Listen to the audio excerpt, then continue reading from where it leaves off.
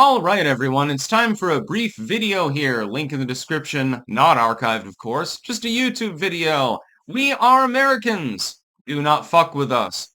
My suggestion is that the United States should be airdropping rifles and ammunition and stuff like that to our allies in countries where, the government may not actually have a concept of the Second Amendment. Keep in mind, our nation was built in part by pirates and brigands, actually. Most of the people that founded this country were a bunch of drunkards, gun lovers. I mean, the Democratic Party these days would say that they were all toothless suspender snappers. In the War of 1812, several thousand literal pirates, actually on John Lafoot, joined with Andrew Jackson to repulse the British. And even though the war was technically over at the time, they managed to win that particular battle. Our nation was not built by pussies. Our nation was built by people who were strong. It was built by people who said, fuck it, and they just decided to blow somebody's head off. That's how our nation was formed. It is an empire. It was not built by pussyfooters. It was built by strong men, mostly, and a few strong women as well. Let's not forget them. That's the ethos that we should carry forth with, in my opinion. We should be arming the militia more, domestically. We should be spreading out the militia system to allied countries, for instance, Taiwan. If everyone has a rifle, it's going to be a little bit harder for the Chinese to invade you. Argentina, a close ally now. Canada, a close ally. The UK, France, countries like this. Countries that have denigrated their citizens' capability of defending themselves, much to their detriment. We should be encouraging them to go in the other direction and say, look, it's a gun. On its own, simply laying there, it's not doing anything. The people that you don't want to have guns are going to get them anyway. The people that you would trust with guns, you're preventing from getting guns. That doesn't make any sense now, does it? You stopped a handful of possible crimes. Wonderful. Now, how many people have been killed by illicit guns as a result of the fact that you have disarmed the rest of the population? We should be making that a goal, actually, as the United States. And we can make money doing so, by the way.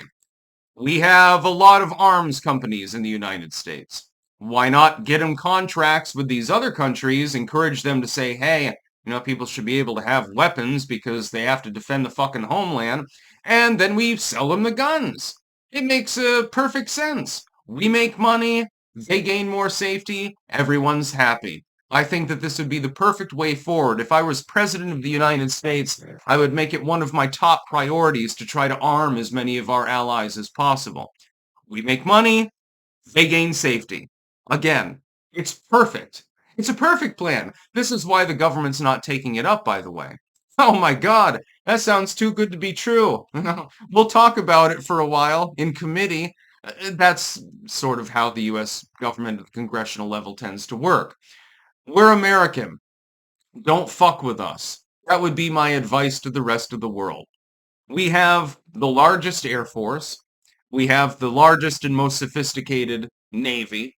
We have the Marines, so, that speaks for itself. And then we have over 100 million militia members, so even if you nuke us, it's not going to make any difference. You nuked 90% of them. Oh, and now there's only 10 million people that you have to grapple with.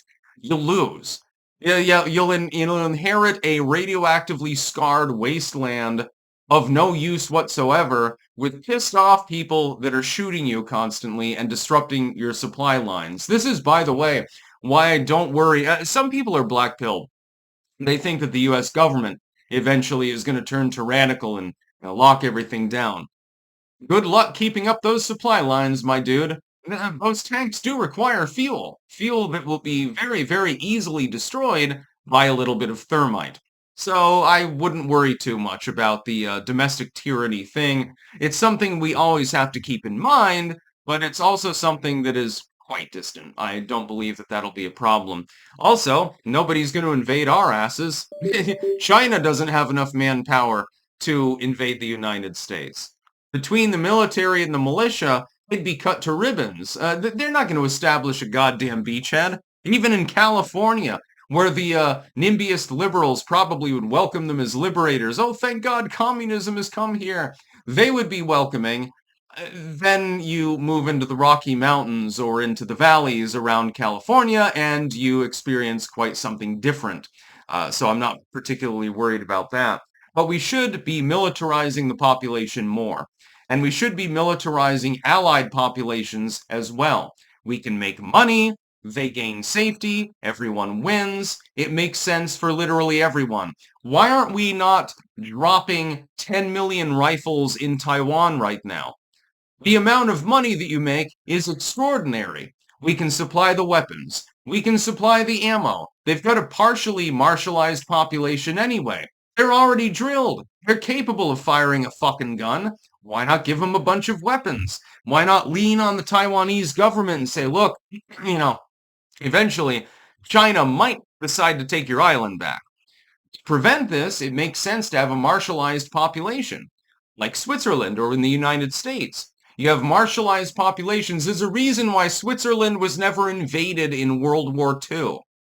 There was actually, World War I believe, is the reference here. There was a Prussian commander talking to the Swiss, and this is partially non-canonical because I can't remember the exact conversation. And he said, what would you do if we invaded you, basically? And then the Swiss general or prime minister or whatever was said, oh, we'll fire a couple of times and then go home. They were a marginalized population. So it's like, you're not going to invade us. We're a small country with limited resources, and we can beat the shit out of you. Now imagine if you extrapolate that to the United States. We are a big country with a huge amount of manpower and a lot of guns in private hands. Who's going to fuck with us? Yeah, good job. You only lost 10 million men to gain a beachhead. Your army's gone, but, whatever. Our militia is capable of dealing with any force in the world properly mobilized. So we can keep down the home front. And then again, you've got the naval power, the air power, the jarheads and so forth, to do everything else. It's going to be real difficult for anyone to get through those layers of protection. Just saying. So don't fuck with the United States. We're fucking American. We're the fucking pirates of the world and shit like that. It's not a good idea to mess with us. It's not a good idea. But in the meantime, though, I do believe in using U.S. power to project on other countries that are allied with us, to bring them about to the same kind of mentality, a martialized society, in which people are capable of defending themselves and have the means to do so. I believe that we should be selling guns to as many countries as possible. Guns, explosives, planes, everything else under the sun. We should make millions and millions of them. Just sell them. We make a lot of money. Other people get to defend themselves. It's fun to have the toys that make the noise. I don't see any problem with this. And you don't even need a war to justify it. Preferably, everyone's so well armed, nobody ever goes to war again because there's nothing to be gained by doing so. It's called peace through strength. It's been used before, and to great effect, by the way. Unfortunately, my mouse has decided to stop working. I was going to end the video, but yeah. Sometimes it's a little bit of a problem. That's about all. Peace out. Oh, come on. Seriously? Yeah, that's about all. Peace out.